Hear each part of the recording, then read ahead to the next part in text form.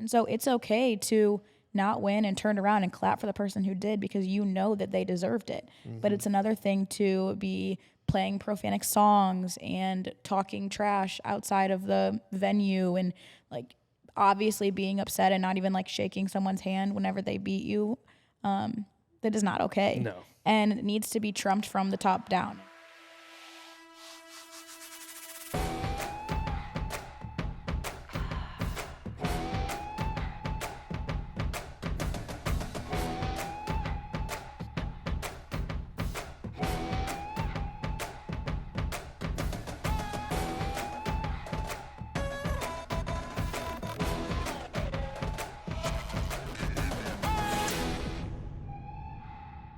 All right, welcome back to the Pure Playbook.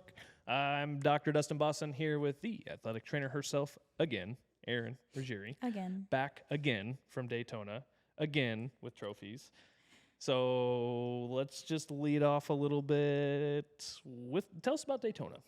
Yeah, so for the first time in like 4 years, I got to go to Daytona just kind of as an alum and observe all of the things, observe all of the other teams, and kind of enjoy myself on a different level than I have before. So that was a good perspective to kind of have. You weren't the responsible parent of the team this year. Nope. So yeah, the past few years being coach, how was the perspective? What'd you think? It was good. I enjoyed it, but I don't think I enjoyed it as much as before. Yeah. 'Cause I thrive off the competitive adrenaline feeling. And so obviously you have that still, but it's, different. You don't have any control over that adrenaline and what's about to happen. You're just kind of observing. It was fun to be able to watch the other divisions and other teams that usually we're practicing during or warming up during that I don't get to see. Like, so all the big D1, D1A schools that go viral on everything, getting to see that. And it's just different seeing those kind of things in person. The energy in the room, the performance doesn't get portrayed over a screen. Yeah. So it's just really cool to be able to actually sit in the room and do that. What did you see? Did you see anything fun, interesting? Let's talk. Lots of things. Let's talk AT Erin perspective. Lots of things. I mean, the first one that really sticks out is just like the big thing about Daytona is that you get to perform outside. The thing about Daytona is that there's cheer and dance happening at the same time. And so when we got there on Thursday, there was too much wind to be like having cheer outside. So they had to push the whole competition a day later for cheer. Oh, wow. Dance stayed on the same schedule, but cheer, who was supposed to compete on Thursday, didn't end up competing until Friday.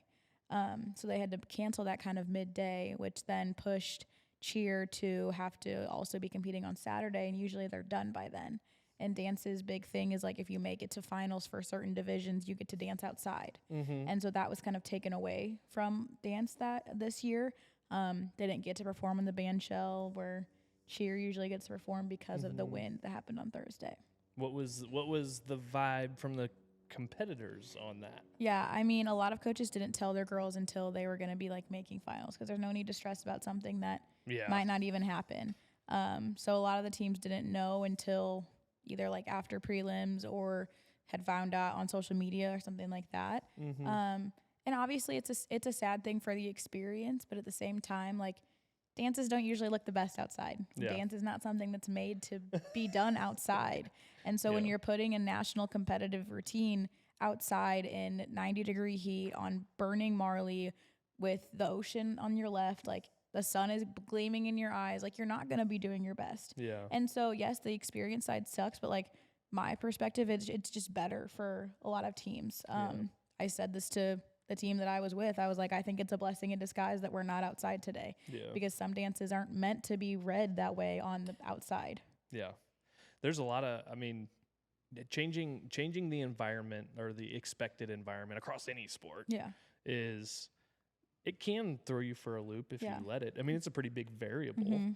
I even think of like with March Madness just happening and they do all the different, the Sweet 16, the Elite 8, and sometimes in there somewhere they change venues and it's not your home court. Right. But then it was, who was it? I think it was Buffalo. Buffalo had to change one of their games and they played in Detroit or something as the home team in Detroit. So even in something like this, it is definitely on the mental side of things can definitely be, but good on the coaches for not doing that.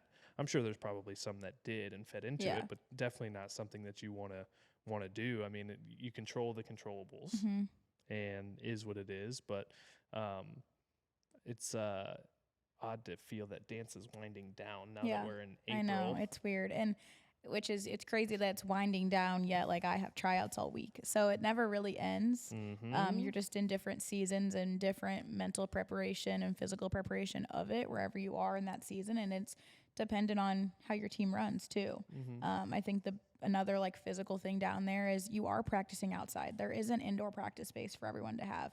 You're lucky if you find like a ballroom or something, but most of the time you're practicing outside. You're in a parking lot. Yeah, you're either in a parking lot in tennis shoes outside with the sun in Florida weather, or you're asleep or you're dancing. That's really the only 3 options. Maybe eating. Sometimes that's not even happening.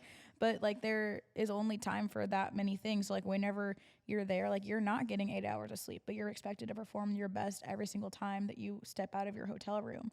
And so that takes a huge physical preparation that is really hard to prepare for unless you have prepared for it in your home state.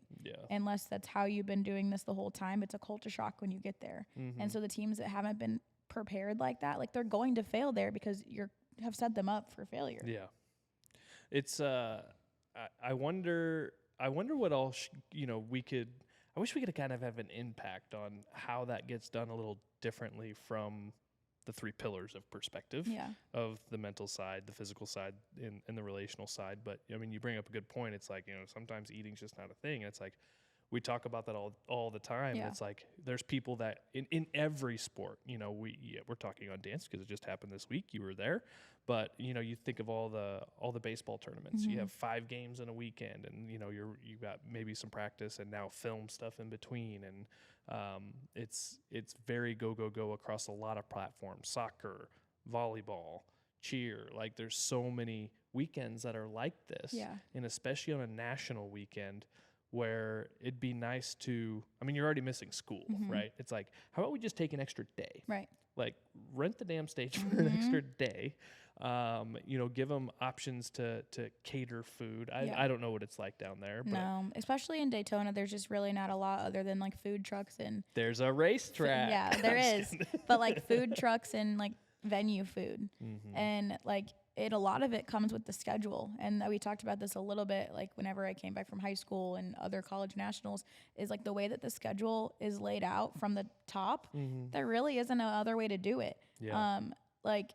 You have your time off, but then you might have 2 hours until you have to go warm up again for another routine. So like preparing yourself for having 2 hours of downtime, and like a lot of the times when people are competing that much, they're not even hungry. They don't want to eat. The adrenaline takes over. And so by the time that they're done with the day, it's 10 p.m. and they have to perform again at maybe 6 a.m. the next day. And so at that point, you're going to prioritize sleep. And so it comes down to the way that the schedule is. And something that speaking right to you, like the people who put on these competitions have to take that into account. It's not fair that you're having athletes compete until 11 o'clock at night and then dancing at 8 a.m. the next morning. It's just not fair. And we want to preach like the whole mental aspect of the game and dance and all of these things, but like you're not setting it up for that to even happen. Yeah, I mean, there's a whole lot of health cascades involved here with that as well. I mean, it's a lot of fun. And yes, adrenaline does take over. But there's also a fair amount across all sports. Again, I'm just going to wrap up all sports where somebody goes down. Multiple people go down in a weekend, whether it's heat stroke or whether it's injury or a drop or, they're just nauseous. They don't feel well. And it's like, okay, well, let's backtrack. Right. And having the availability and some of that time, giving more of a break. And then also the, holding the athlete accountable too. No, I'm good. No, you're going to freaking eat. Like you're going to eat, you're going to hydrate. You're going to put Himalayan salt in your water. Like you're going to put some fruit in there too. Like you're not just going to suck down freaking 60 grams of sugar with Gatorades every 30 minutes. And it just doesn't work like that. And I think what we should do, just talking on this, is put together something, whether it's a giveaway, a course, whatever, where it's like, okay, here's how you set up for a weekend like that. Because then you do have to control the controllables as when you're in that scenario. Hopefully, we'd love to have an impact where it's like, okay, look, you've got all these teams, take an extra day. Right. Well, that's going to, who cares what it costs? Raise the fee $20, whatever it is. Right. You know, it doesn't matter. Take the extra day because we have people at stake here. Allow them time to eat. You know, maybe get somebody to sponsor a food tent or something that is always circulating with fresh stuff, not laid out for hours. And if you get some, you get some. Because, yeah, I mean, I've been to Daytona on the racing side. And, you know, you go to, if you're going to eat in Daytona, it's going to be one of those quick shacks on the beach or something. Or you go downtown. It's like nobody's going to go downtown and eat at a bar. Between, like, you just don't have that kind of time. So I think we should probably do that. It's like packing and preparing from the nutritional side of a big weekend like that, because it is important. And I just want all the parents and coaches and athletes out there to know, like, you have to prioritize that. If you take an extra 30 minutes to make sure you eat in those windows, it's going to be worth it. And you coaches out there, because I know there's a lot of coaches, no, we got to freaking practice. We got to run it again, more ground balls, more catch. And we're like, no, you need to take 30 minutes and just eat, refuel, take a second. And I would venture to say a lot of that. I mean, a lot of that's going to help performance anyway. And what's done is done. Like, even if you're reblocking something in the dance world, it's like they're going to pick it up like that. You're not going to learn any more technique on that side of things. All that, like, you're not going to really make anything any better at that point, so to speak. And then you're just going to leave it up to going out on the floor and getting after it. But I worry about that, you know, once I kind of got a glimpse of what the schedule was like, and knowing some of the girls that we take care of that did win another championship in hip hop this year and placed what they did third in jazz, which is awesome. Congratulations to them. But being so close to it now, it's like, man, again, how do we serve this clientele, this area better? Because it can do a lot more harm than good. And also setting the mental precedent for down the road. It's like, oh, well, I just grew up not eating, and now there's a whole different cascade of things. And then what do they teach their kids, and how do they coach if they go to be coaches, and how does this linger down the line? That's really the bigger picture of all of this, is from the top down. Whoever's putting on the event, let's take an extra day, please. Like, who cares? Start it on Thursday. Like, everybody's getting down there Wednesday anyway. And then what are they going to do? They're going to come Tuesday night. Like, it just do it. It's going to be better off for not only the competition itself, but for the athletes involved. Yeah, and the other really, like, big theme around those parts this weekend was the sportsmanship aspect. I think there is something to be said. We've already talked about this before. Like, it is okay to have rivalries and competitors, but, like, whenever you're not on the floor, like, you're not rivalry. Like, you're not having an enemy. And something that has always been so cool about dance is that there is a culture of, like, on the floor we are going at it, but off the floor, like, we are friends. And honestly, that really wasn't the case this weekend, which is really sad. I mean, I understand that you work all year for these competitions, these moments, these tournaments, these championships, but at the same time, so did someone else. And so it's okay to not win and turn around and clap for the person who did, because you know that they deserved it. But it's another thing to be playing profanic songs and talking trash outside of the venue, and, like, obviously being upset and not even, like, shaking someone's hand whenever they beat you. That is not okay. No. And it needs to be trumped from the top down. And when your coach or your choreographer is the person who is feeding that to you, like, that has to stop. It's just creating a non-healthy environment for everyone involved. Whether it's another team who's now viewing it, and people look up to you. People look up to these teams. Like, I can name at least 10 teams that were down there that I was just in awe of being in their presence. And so, but then when that gets tainted, you're taking away more than just your image. You're taking away someone else's view of you. Right. It takes a lot of time. Like, first of all, you only get a first chance at a first impression. You only get one chance at a first impression. And then you spend all of this time in some of these programs, no matter who it is, in whatever sport. A lot of them, or some of them, get this appearance about them, this rapport about them, and everybody does look up to them. And that takes a long time to build. It's like trust in a relationship. And this is a big relational bullet point, is, you know, physical, mental, relationships. It's what the pure athlete's all about. And it's very important to know it takes a long time to build that, build a following, build a relationship. whether it's in sport, but you can transition it, in a future spouse. It takes a lot of time, and all it takes is once, and you just taint and tank the whole thing that you just created based on how somebody else is representing that program. Right. And that's why it is so important. And a lot of guys, we were always told, and I think that it's still told today, like when you put on that uniform and even when you're out in public and, you're still representing, you may not be at practice. We may have an off week. You are always representing the program. And more importantly, you're representing your teammates who are acting justly. Right. And you're representing families, and you're representing so much more than yourself that you as an individual can take it all away from somebody else. And then what happens to somebody else's career, your own career, because now they're no longer scouting that team, or they're not asked to come back. They don't get a bid to the next competition. Whatever it could be could really taint the whole program. And now you have to rebuild from the bottom and hope you can get back to where you were.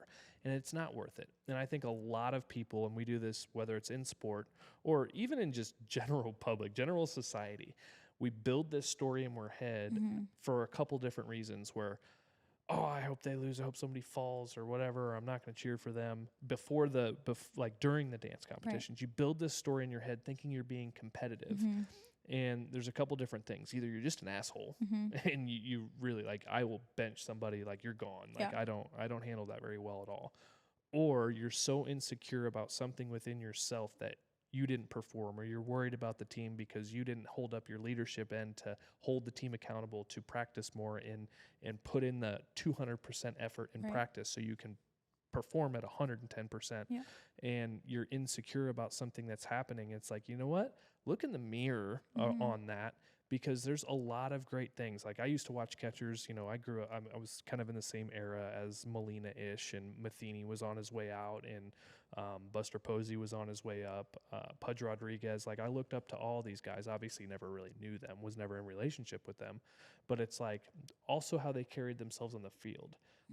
There was something I said on another podcast is what did I say about cherishing the relationships, not the rivalry. Cherish the relationships, not the rivalry, but having those opportunities. It's okay to have somebody. You can still think you're the best. Yeah. We are the best. We are going to beat these people. But it's very, very much okay to know that, damn, they're good. Yeah. And man, you are awesome. And that was so good. And how did you do that? How do you practice this? And instead of hating and creating insecurities and just being an asshole, whichever three you want to pick, or all of them, why not just enjoy for the love of the sport that you are doing and respect that, and respect the program you're a part of, and respect people for who they are.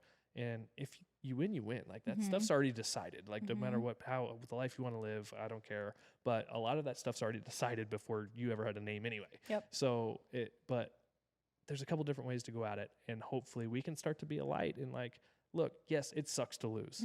Yes, it can be scary to oh my gosh, they're really good. Have some confidence. But the last thing you want to do is tilt on the other side of the knife's edge and be an ass and not represent well and really potentially cost a culture. Yeah, I mean, I'm probably the most competitive person that I know. And I'm the first person to also comment on the people who win and say so much deserved, blah, blah. But there's a time to be competitive, and there's a time just to be a good person. And that line is getting so blurred in athletics right now that it's tainting the experience for everyone. It's tainting it for people coming up. It's tainting it for coaches, seniors, captains. It's tainting just the enjoyment of sports and athletics, because it's becoming such a personal attack on people. And it doesn't have to be. You can be friends outside of, and it's okay to want to beat them. But at the same time, if they deserved it more than you, then that's okay. Yeah. And there's stuff we're creating in the dance world right now, the intensives that we're talking about doing, and having these star-studded lineups that are pouring into these athletes in the right way, just in the dance community. And we're going to branch out and do some other things with that as well, as I'm kind of leaking this now. But we've also not selected some people to come to some of these, to have them as a part of those weekends because of that. Yeah. Because whether it's a choreographer or a coach or a technique specialist or whatever, we've put all these names that we know in either our relationship with or have second and third degree relationships with, And we've struck through some of them because of exactly what we're talking about right now. Not that that couldn't be made up. And if somebody wants to be a part of that, you know, we'd love to have the opportunity to talk to whomever as this starts to release and people start to see that. But we've definitely made the decision to not have people, and parents and athletes both need to know, especially the parents in the stands too, that want to act the same way. Somebody catches wind on who your kid is. See ya.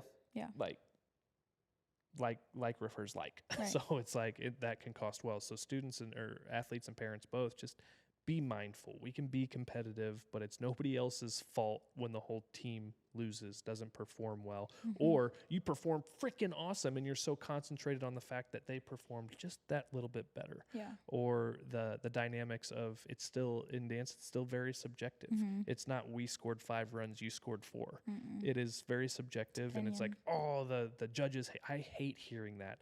And I'll out Erica. We talk about this all the time. She's like, oh, coaching at a private school, you know, they just don't like private. I have no sympathy, you have to control the controllables. And in dance, you do have that dynamic where it is very subjective, but don't worry about it. Like, worry about what you can do, what you can control, pour into your team, and stop making up all this other stuff about, oh, they shouldn't have won. Are you sure?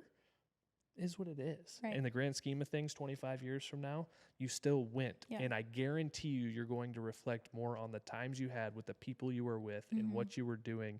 And there's going to be a 90% talk about how awesome it was. And this was so fun. I remember when I did this. Now my daughter's doing this. And you're going to reflect on all the great things. And there's going to be 10% of that time where it's like, oh yeah, but remember this. But you're still 90% reflecting on all the great things. But when you're in the moment, you're so focused on all the negative and all the bullshit that you really had no control over. Don't let it get to that point. I think the other like big mental demon of just a big weekend like this, a tournament, anything, is just being resilient to whatever's going to be thrown at you. Like we've been talking about, there's just so many variables, whether it be the weather, the practice schedule, the food, the competitiveness, that you have to be able to bounce back from and be resilient to. You never, like, there's so many things that happen in the moment that you can't control. You might get kicked in the face and have a bloody nose. You might get dropped on your face if you're a cheerleader and you have to get back up. There is no other option because you only get one shot. And so training that way and knowing, like, putting yourself in that mindset of being resilient to whatever gets thrown at you is the only way you're going to make it through a weekend like that. And a lot of you out there are probably like, why are you continuing to talk about dance? That's and I get that, but hopefully some of you that are continuing to listen, you know, can wrap this all up into any different sport, but also in society. That's why it's so important, and that's why it's been kind of our mission as we've, you know, curated and launched the Pure Athlete. It really is about mental, physical, and relationships, and the mental and physical side comes pretty easy, and it's easy to talk about and discuss, but relationally, very, very underrated. And then it goes across all sports, and it goes all the way up and down the lineup, and it goes all the way through the household and as part of the whole culture of the team of no matter what sport you play. But, you know, on the nutritional side too, this weekend, I'm like, man, it's got to be hot up there. You know, we were at a racetrack this weekend, and it's like, that's one thing I won't do is I won't be hungry. I just won't. And that's kind of a self-respect thing too. I get hangry. I do. I get hangry. Y'all do. Let me tell you. You and Erica can go have a picnic. I'll go sit at the club by myself. But we were at the racetrack this weekend, and I'm running back and forth to our rig to, you know, get a snack or get food. And really, it is a self-respect thing. And maybe I'll just plant that now and hope everybody can really, really understand this and hear this for exactly what it's worth. Is if you are not going to fuel yourself properly, you're not respecting yourself physically, mentally, or in a performance aspect. You're just not. So look at it as a self-respect thing. You're not doing anybody, including and especially yourself, any favors by just not eating. Stand up and say something like, Coach, got to eat. Well, we got to run this 3 more times. We got to eat like now. It's a self-respect thing, and I hope more people kind of view it as such. Yeah, and I think getting off of the dance topic, obviously, when we're recording this, the WNBA draft was last night. And that's such a good example of, like, obviously they're all there and they want to get drafted, and there's a piece of them that's like, oh, I hope I get drafted before X blank. But at the same time, that's never getting shown. They're all just sitting there, like, so excited for their, like, teammates and maybe future teammates. And it has to be a hard thing to kind of like sit there and watch everyone get drafted, and you're hoping that your name gets picked, but at the same time, you're just happy to be there. Right. I mean, I think the perfect example last night, Kate Martin. There you go. Yeah, she was there just as supporting Caitlin. Yeah. And then all of a sudden, she's like, oh, I'm drafted. By the Aces, and who just won the championship. Right, and like she literally was like, I'm sorry, I'm just confused and dumbfounded because I was just here supporting my friend. Yeah. And I think it's just so cool that they have a relationship like that, and they're not the only two who have that kind of relationship. But Beckers did that too with one of her teammates as well. And like with her, like she knows that she's not going to get drafted. She's staying at UConn, and I'm glad she's staying at UConn because sometimes people get the chance to go to the other level and they kind of leave behind what they might already have. But because of an injury and her coming back, she has more years. And so for her to be a leader at UConn and get more experience there, just that whole class is just a cool camaraderie to see that they have. Yeah, absolutely. One of my favorite things that I saw from the draft was Caitlin Clark's team that drafted her was so excited to have her. They were jumping up and down. It wasn't like you don't see that a lot. You don't get to see the actual team's reaction. It was so cool to see them be so excited to have her from like a veteran program standpoint. For them to be so excited to bring her on was really cool to see. Yeah, and we've kind of talked about like how people integrate new people into their team, and especially whenever there's a draft, like you're getting high profile people into your team, and the NFL draft's coming up. It's it's always just a fun time of year to see where people are going to go and how are people going to mesh together. But when you're getting that big superstar, it's probably easier on the veteran side to be like, hey, like that's my spot. But like if they're going to come in and compete, like you still have to respect that too. Right. And correct me if I'm wrong, and I'm not. It doesn't happen often. I was just kidding. All right, so the show's over. Just kidding. Little comedy break there. Number one in the draft, right? And unless there's a major trade that happens, usually the number one in the draft does not go to the best team in the league. Correct. So you look at Caitlin Clark's perspective, there's a couple different ways you can handle this. After being offered $5 million to go play in some other league, she still chooses to go to the WNBA. Totally up to her. I don't have a dog in that fight. Doesn't matter. Like, I really don't. But not one draft does the number one team get the number one pick. Right. So she goes to a maybe not so stellar team right now. And there's two ways you can go about that. You can kind of be like, oh, great. Yay. Right. Or you can celebrate the fact that you freaking made it and have an opportunity to build your own dynasty.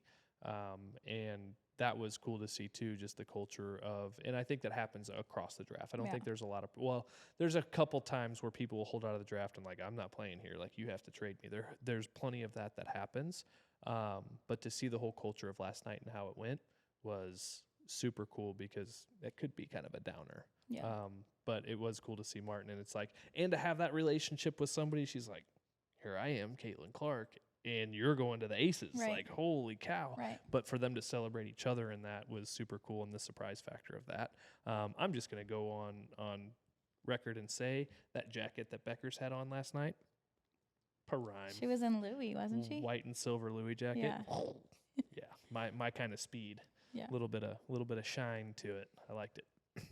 Yeah, I think it'll be cool to see how they all go from being teammates to competitors and how that's going to shape the game, not just basketball, just really just in general when it comes to sports, because you do go from being teammates to someone and then you might be playing against them, and they start in like May, which so like they don't have much time to really gel as a team, so it's really going to be like take your new ladies out to dinner, figure it out, and let's go. Yeah, I was looking at tickets to go see Caitlin Clark last night because she's in Indiana, and as you guys know, we are in St. Louis, so it's 4 hours and 55 minutes to the stadium. Oh, thank you. Lucas Oil. Do they play in Lucas Oil? Where do they play? I don't remember. I can tell you after. I Googled it. I don't even know what I was talking about, but they do. They start in May. Yeah. And I think when you think about the NFL draft, like that's happening like in a couple weeks or so. They don't start playing. I mean, they're going to be practicing, but their games aren't until way later. Yeah. And so because of the way that like the March Madness just happened, and then like a couple weeks later they have the draft, a couple weeks later they have their season, Like, that's just wild to me. That's freaking cool. I'm like, let's get after it. Like, if we're going to go, let's go. Yeah. To sit around and wait for 4, 5, 6 months, it's like, and which is what, you know, kind of how most sports do, or at least in men's sports, it's just kind of been the status quo. But I think it's freaking cool. It's like, all right, there's no time, back to the Top Gun reference. If you think, you're dead. Yeah. And it's just like, boom, March Madness, boom, draft, boom, practice, right into games. Let's go. Like, that's just, I think there's probably something to be said with that for how quick and a bond happens and camaraderie, and how that whole culture is affected by having it happen so fast. Yeah. You don't get to concentrate on and build the stories of the what ifs, and it's just like, okay, go, go, go, go. Yeah. So that's super, super cool. Yeah. Excited to see. What else you got? Did we hit everything you wanted, Sam? Yes. Yeah? That was great. Yes. I love that. Also, the Indiana Fever, which is where Caitlin Clark was drafted to, also plays at the same place that the Indiana Pacers do, which is Gainbridge Fieldhouse. There it is. Gainbridge, there it is. Yeah, I said Lucas Oil, and I knew that wasn't right. They play football in Lucas Oil. They have PRI show at Lucas Oil. That's why I'm very familiar with Lucas Oil. Some of my buddies are sponsored by Lucas Oil, so you know, it just seemed right. So shout out Lucas Oil. Yeah, Lucas Oil. Gainbridge. But yeah, awesome. When are you racing next? Oof. Well, last weekend we were at Lucas Oil Speedway. Yes. In Wheatland, Missouri, and got my new Jonathan Davenport Dirty Dollar Ranch hat on. So went and helped the Gundakers last weekend. I'm totally going around your question right now. This weekend I will not be racing. Yeah. I'm headed up to Iowa, Tipton, Iowa, and Burlington, right outside of Davenport, and be helping Trevor and Gordy again. And there's also been some buzz about Doc Throttle showing up at the track. So now that I have my Iowa license as a chiropractor in Iowa, we'll be taking the rig up there. There's some guys that want to get adjusted at the track, so that'll be super fun as I start to venture on tour a little bit. And then 2 weeks, I think I'll put the heat suit on. Is that the debut? The Doc Throttle debut? I think so. We've finalized the wrap and got all the sponsors situated and placed on the wrap. So a couple weeks we will hit the track and camp out and see if we can not tear stuff up right off the hop. Yeah, because you said like dance is winding down, but then racing's grinding up. Yeah, I'm not. I think y'all are more excited than I am. Oh, I'm so excited. You're over here gleaming. I'm so excited. That was like whenever we changed our practice schedule and we're not practicing on Fridays, I was like, oh, I can go on the races on time. I'm so excited. Full disclaimer, I am not big in the race world. I don't claim to be awesome in the race world. I love to race. There's far better people than me. I've got buddies that are awesome. I just go out there and tootle around. I'm lucky to be fast and have great equipment. I am not the best, most consistent lapper out there, but a little bit of skill, a little bit of common sense goes a long way. Yeah. But I am super excited to do it. The kids are excited. So a couple weeks into April here, it might be my birthday weekend actually. That'd be a good birthday weekend. So that'll be fun. So yeah, I think we just get. I mean, like I know I'm so excited because like all year you like support what we do and like you support the dance world and you come to everything that my team does and Erica does, and then like we finally get to support you and what you want to do. And so anyone listening, you're welcome to come watch Doc Throttle. We'll make fat heads, and we'll go at it. Tri-City Speedway, Granite City, Illinois. Yeah. Let's go. Tri-City, Brownstown, Illinois. We'll venture out maybe a little bit if all the schedule lines up, but run a little. I think they call it the Heart Tour for the class that I run in the modifieds. Spoon River, I think, is another one. It's up in a little more northern Illinois. So, yeah, I'm excited. I'm grateful for everybody who's on the car this year for sure. And so it'll be fun. We'll take the rig. We'll go camp out. We'll go as a team. And if anybody wants to join us, shoot us DM. We'll meet you there. Yeah. We can meet up, come to the pits, camp out. Be a lot of fun. Yeah. You see the alter ego in action. Doc Throttle. And kid throttles. Yeah. Yep, kid throttles. Yep, absolutely. All right. Well, hope you enjoyed. Next week, we don't know what we're going to talk about next week. Who knows? We'll figure it out between now and then. Yeah, who knows? Make sure you follow us online. All the social medias at The Pure Athlete. Aaron Ruggieri, Dustin Boston. You can figure it out. If you know our faces by now, we've got a couple different accounts that we personal and professional, doesn't matter, like them all. Yeah. We appreciate you guys. Hope we're making an impact. We've got some cool stuff coming. We've got all kinds of items as our background's growing a little bit that we're training student athletes with and on. So grateful to be a part of this community. Hope you have a great rest of your week. See ya.